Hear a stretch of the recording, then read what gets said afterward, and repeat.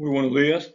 Hoy traemos una frase que tiene una actualidad, a pesar de que fue emitida hace 50, 77, 78 años, fue escrita por el autor, es una frase de actualidad. Para la verdad, el tiempo no pasa. Nunca olviden eso. La frase es, en un tiempo de engaño universal, decir la verdad es un acto revolucionario. En un tiempo de engaño universal, decir la verdad es un acto revolucionario.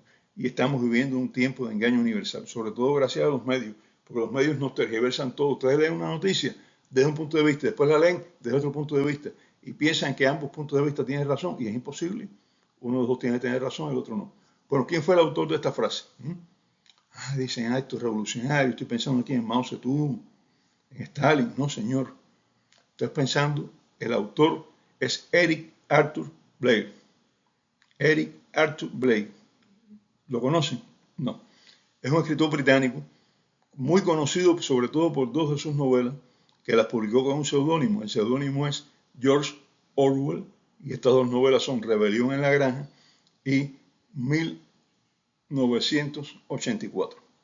Dos novelas impactantes de Rebelión en la Granja. Hay dos versiones muy bonitas, dos versiones en filmes muy bonitas, sobre todo una de ellas donde ponen los animales a hablar. Yo no sé cómo lo lograron, pero lo lograron. O sea, filmaron a los animales y fueron poniendo las palabras en su boca. Se las recomiendo. Si no han leído los libros, se los recomiendo. Si leyeron los libros, pero no han visto las películas, se los recomiendo. Rebelión en la Granja y 1984.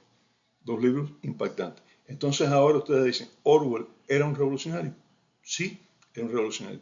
¿Y por qué criticó determinados sistemas políticos y por qué criticó determinadas formas de conducta?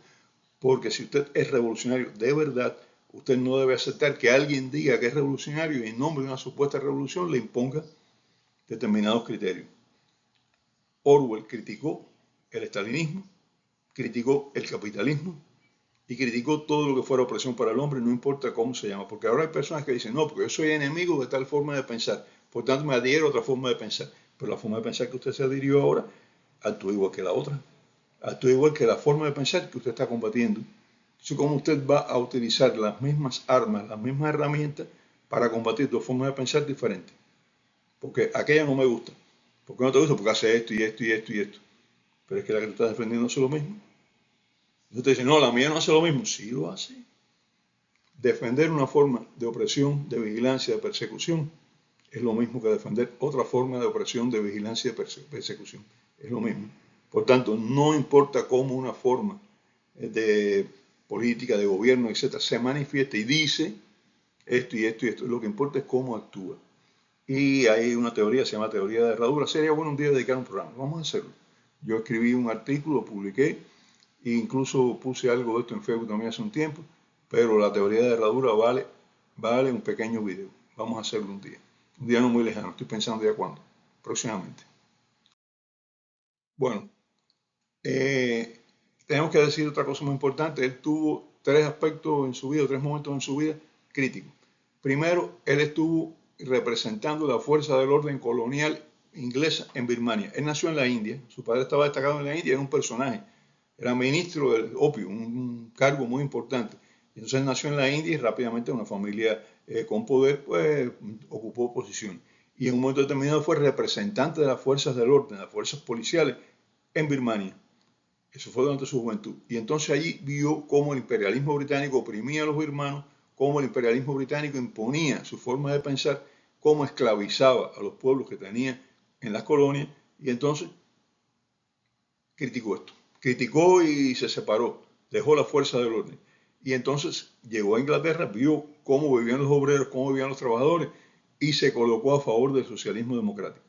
Socialismo con democracia, que es una forma bastante interesante, quiere decir, vamos a luchar desde el punto de vista social, a mejorar las condiciones sociales, a mejorar la vida de los trabajadores, a mejorar la vida de los pobres, y vamos a hacerlo desde el punto de vista democrático. Eso me recuerda a la teoría del socialismo, o sea, el comunismo europeo, eurocomunismo de Gramsci. Es para hablar otro día, no vamos a hablar de hoy. Y después de haber resolvido todo esto, pues entonces se convirtió en socialista democrático. Sobre todo lo que vio en Londres y en París, que la opresión de los trabajadores, las diferencias sociales, todo esto lo convirtió el socialista democrático. Estuvo en contra ya antes de la Segunda Guerra Mundial, en los años 30 y pico, 30 fines de los 30, 40, estuvo en contra de los dos sistemas más importantes de aquella época, el nazismo de Hitler en Alemania y el socialismo, entre comillas, socialcomunismo de Stalin en Moscú. Dijo que era lo mismo, que la persecución política en los dos lugares oprime al hombre, que se explotaba a las personas de igual forma, tanto en el nazismo como en el comunismo estalinista. Y entonces criticó ambos sistemas y estuvo en contra de los totalitarismos. De aquí sus dos libros. Participó en la Guerra Civil Española del bando de los republicanos, porque era socialista democrático, y entonces vio también, como había visto Unamuno, que ya hablamos de esto, los horrores de la guerra. Y los horrores de la guerra incluían los dos bandos.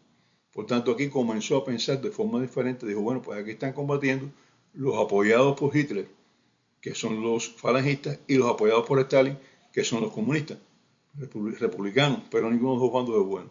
Los dos bandos cometen horrores, los dos bandos oprimen al pueblo, los dos bandos limitan la libertad, coartan la libertad, asesinan de una forma más o menos oficial a sus oponentes políticos, y entonces se convirtió en lo que fue Orwell, que murió ya en el 50, pero después de habernos dejado esas dos joyas literarias que reflejan lo que son ambas sociedades.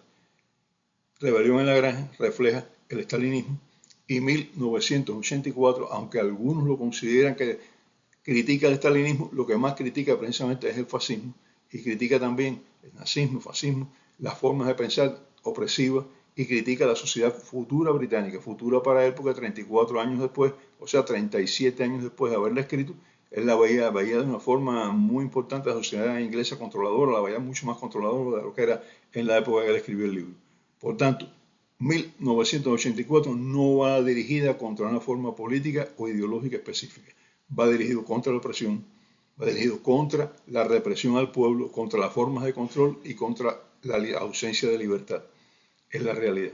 Orwell fue en su época un revolucionario, un gran revolucionario. ¿Por qué? Porque dijo la verdad. Más revolucionario que pudo haber sido Stalin, más revolucionario que pudieron ser muchos de los que aquella época se llamaban revolucionarios, los mismos revolucionarios españoles, porque no decían la verdad, encubrían la verdad. Y Orwell dijo la verdad en todo momento. Y como dijo la verdad, era revolucionario. Y esta frase es producto de que él dijo la verdad. Y como ustedes ven también, le pasó a que Unamuno se unió a una forma de gobierno porque pensó que era la correcta y después se cambió para otra porque no, que ya no era la correcta y después en definitiva terminó que ni esta ni la otra porque ninguna de las dos es adecuada. Porque lo que importa, señores, y lo repito, no es cómo usted piense, cómo usted actúe. Esto es importante. Muchas gracias a ustedes y gracias a Orwell también. Hasta luego.